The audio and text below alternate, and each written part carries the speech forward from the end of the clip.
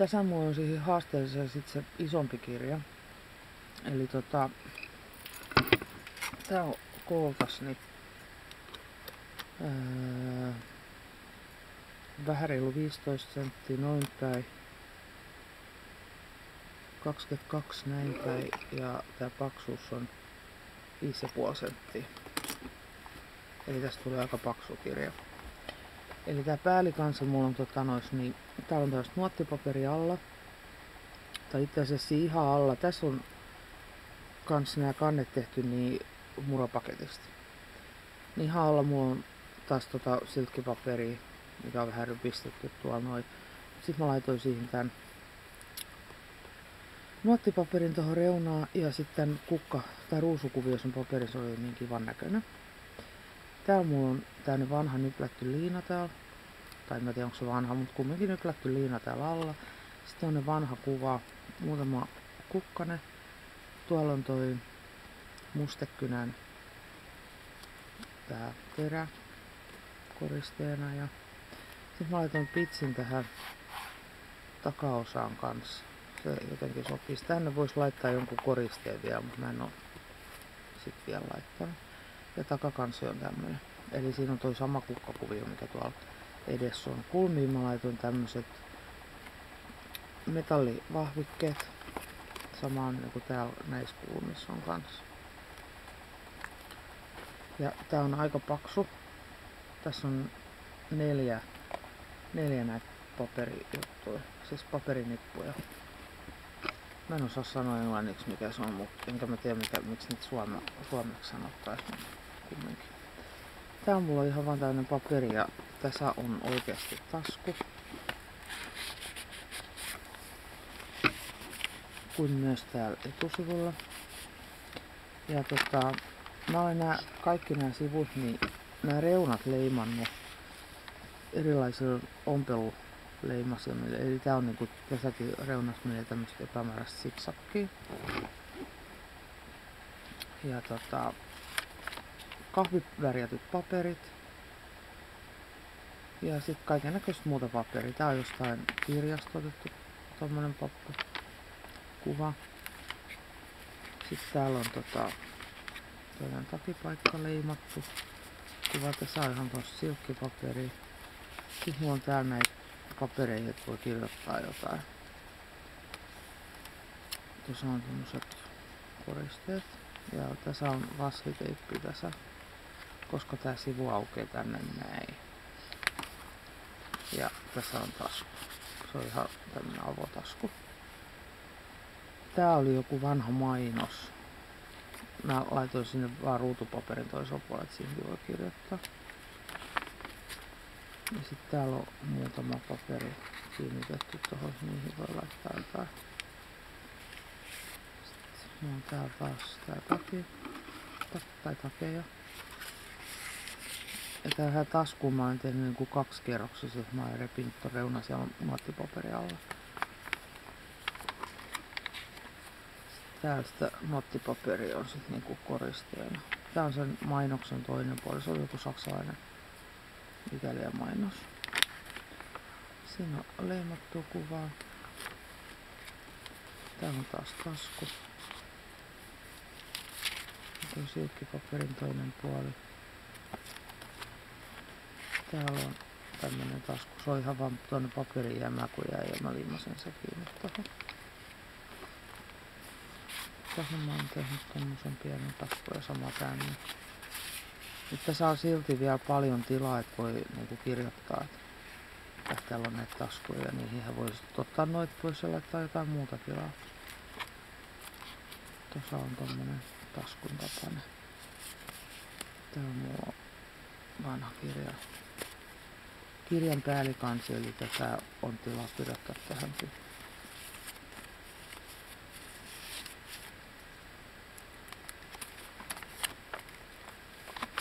Tässä on tämmönen tasku. Sitten se on tämmönen aitastanssi. Mulla ei itsellä oo sitä, kun mä olen saanut näitä pätkiä joltain. Se oli muuten itse asiassa Ninniltä. Niin mä olen säästänyt, että tähän laitoin sit yhden. Tässä on tällaista paperia. Tää on itse asiassa Donnossa, kun laitettiin kauppaa pystyyn, niin Noi magneetit oli täällä sisällä. Magneettipökkö. Mielestäni oli jotenkin niin kiva, mä halusin tän tänne. Se on siinä. Sitten on ihan toinen kuva. Erilaisia. Tämäkin on joku vanha mainos. Sitten mulla on täällä muutama paperipussi, että tonne saa jotain laitettuna aika vanhoja jotain joulupaperipusseja. Täällä on tämmönen paperi. Tuohon mä oon laittanut muutaman kukkasen. Noin on ihan Marianne Designin paperista leikattu nyt alaosia. Tänne saa jotain laitettua myöskin tänne. Eli sinne voi niinku kiinnittää jotain samaa niinku tohonkin. Tässä on nyt sit vähän erilainen siksakki näissä reunoissa. Mut kumminkin menee joka puolella. Tää on tasku.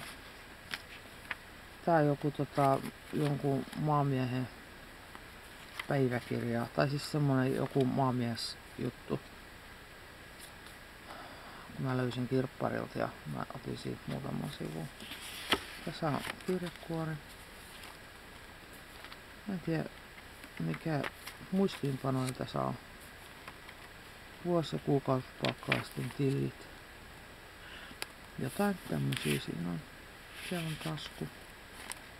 Mä oon käyttänyt näitä Rap-On juttuja, mitkä niinku hinkataan tohon. Mä leimasin niin. Täällä on sit vaan ihan tommosia stanssattuja kuvia tai numeroja koristeena. Tässä on kansat saa tonne laitettua. Tässä on sen pussin toinen pää, että siihenkin voi sitten jotain laittaa. Täällä mulla on tasku, mikä on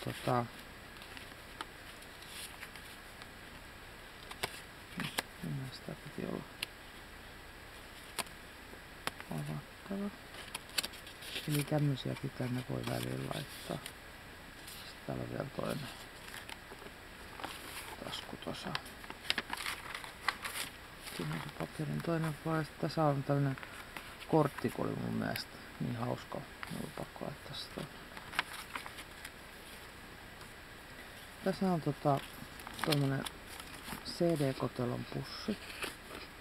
Niin mä olen laittanut sisälle, mutta tänne saa niinku pystyy laittamaan jotain sisällä. Siellä on vaan ihan taustana tommonen kuva. Tai paperista palanen. Tää on kirjekuori, voi laittaa jotain juttuja. Täällä on kans tämmönen avattava juttu. Sitten on tää tämmönen tasku. Tää on tässä on kauhean oikosulku. No sitä ohkaistamassa läpinäkyvä paperi. Sitten täällä on kans yksi pussi. Siellä on taki ja sitten siinä on toinen tasku tuossa.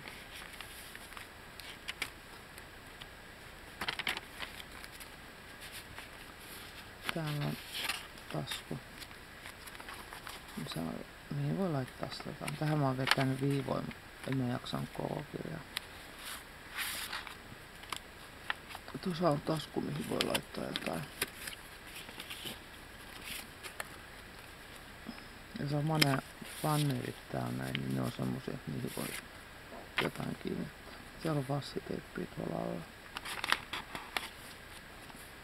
Sitten mä oon ihan vaan leimallut perhosia ja jotain muita juttuja tänne. Tässä on kans tämmönen tasku, missä on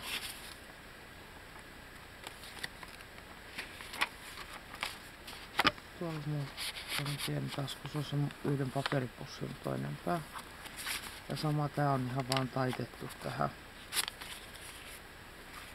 Ja tää on ihan tämmönen paperi, että siihen voi jotain kirjoittaa.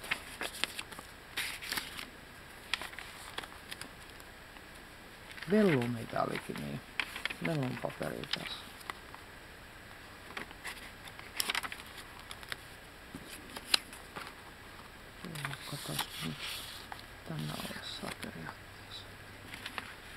Siinä on kans tämmönen vanha rapaana kuva, mikä mulla on ollut ihan kaiken tuolla.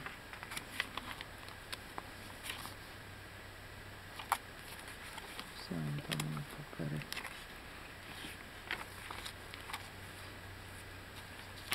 Tähän voidaan laittaa. Täällä on tasku. Sama täällä on.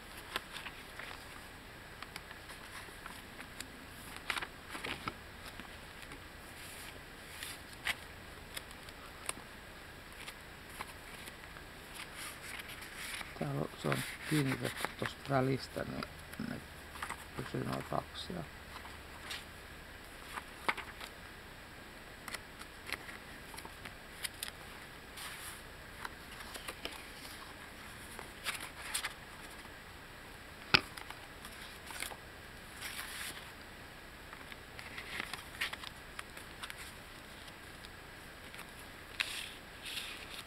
Tässä on tää paperipussin toinen pää.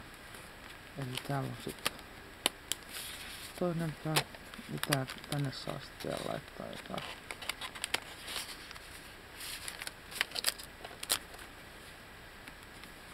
Sitten on kirjekuori. Ja nyt se ommelo onkin tuolla kirjekuoren keskellä. Eli mä olen liimannut tän kirjekuoren kasan vasta sen jälkeen, kun mä olen ommelossa.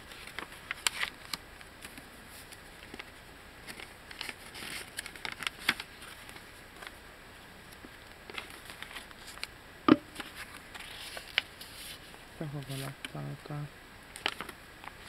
Ja täällä on ton paperiklemmarin kanssa yksi kiinni. Täällä on tasku. Ja sit se jatkuu tänne päin. Tässä on taas tänne paperipussi. Samoin pari tämmöstä jutskaa.